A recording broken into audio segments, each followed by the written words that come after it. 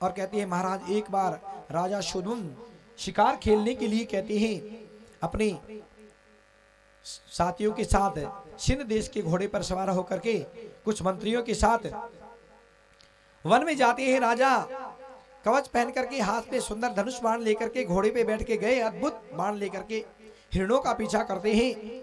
उत्तर दिशा के अंदर कहते हैं बहुत आगे बढ़ जाते हैं। शुदुन मेरू पर्वत की तलहटी के अंदर एक वन के अंदर घुस जाते हैं और वो कोई वन किसी और का नहीं, भगवान शिव का था। भगवान शंकर का पार्वती का विहार स्थली था और उसमें प्रवेश करते ही कहते हैं घोड़ा जो थी वो घोड़ी हो जाते हैं, जो पुरुष थे वो स्त्री हो जाते हैं। सब एक दूसरे की ओर देख रहे हैं। वो सोचे मैं नहीं हुआ, वो ये हो गया। वो बोले तुम भी हो गया। बोले ये क्या हो गया? अब किसी को कुछ पता नहीं लगा। घोड़ा घोड़ी हो गए, पुरुष स्त्री हो गए और वे बड़ी चिंतित होते हैं, उदास हो गए। शुदुम स्त्री बने हुई अनुचरों के साथ वन में घूम रहे हैं।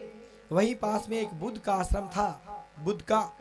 बुद्ध ने इच्छा करी कि ये मुझे प्राप्त हो जाए। उस सुंदर स्त्री ने भी चंद्रमा कुमार बुद्ध को पति बनाना चाहा। शुदुम जो लड़की बना हुआ चंद्रमा के पुत्र बुद्ध को पति बना लिया और उनके पूर्वा नाम का एक पुत्र हुआ। और कहते हैं उस समय शुदुम ने अपने कुल पुरोहित वशिष्ठ को मन ही मन याद किया, स्मरण किया। मानो ये दशा देख करके वशिष्ठ जी बड़े चिंतित हुए और वशिष्ठ जी कहते हैं अत्यंत पीड़ित हुए। शंकर भगवान की आराधना करते हैं। कहते हैं भगवान शंकर प्रसन्न होते हैं तो कहते हैं वशिष्ठ तुम्हारा यजमान 1 महीने स्त्री बना सकता हूं और 1 महीने पुरुष बना सकता हूं, पूरा वापस पुरुष नहीं बना सकता। ये तो विधि का विधान है। अब पुरुष कहते हैं कि चलो 1 महीने तो बनाओ, 1 महीने स्त्री बन जाएगा, 1 महीने पुरुष बन जाएगा। अब भैया घर आ जाता है।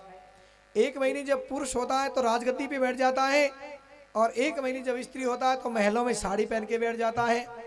अब प्रजा को अच्छा नहीं लगा। ऐसा सरपंच, ऐसा मुखिया किस काम का? गांव का, जो 1 महीने स्त्री बने 1 महीने पुरुष बने। तो कहते हैं वहां घर का त्याग करके अपने बेटों को राजपाट दे करके शुदुम कहते हैं तपस्या करने के लिए वन में यात्रा करते हैं।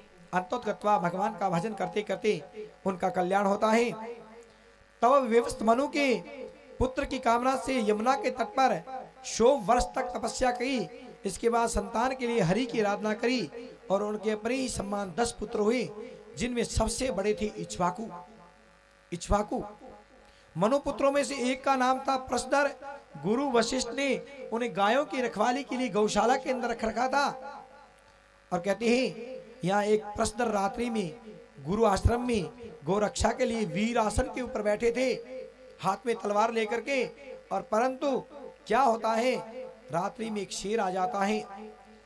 काली घटा छाई हुई थी, वर्षा हो रही थी, बिजली की गड़गड़ाहट हो रही थी, सिंह दिखता है। और जैसे ही बिजली की कड़कड़ाहट में शेर को देखा तो कहते हैं हाथ में तलवार थी, तलवार मार देता है और वो तलवार वो सिंह तो भाग जाता है। सिंह का तो कान कटा, गाय का गला कट जाता है, अंधेरे में दिखा नहीं। कहते हैं अनजाने में पाप हो जाता है। गुरु वशिष्ठ जी आते हैं और कहते हैं उनको वहां से निकाल देते हैं। निकाल दिया गया।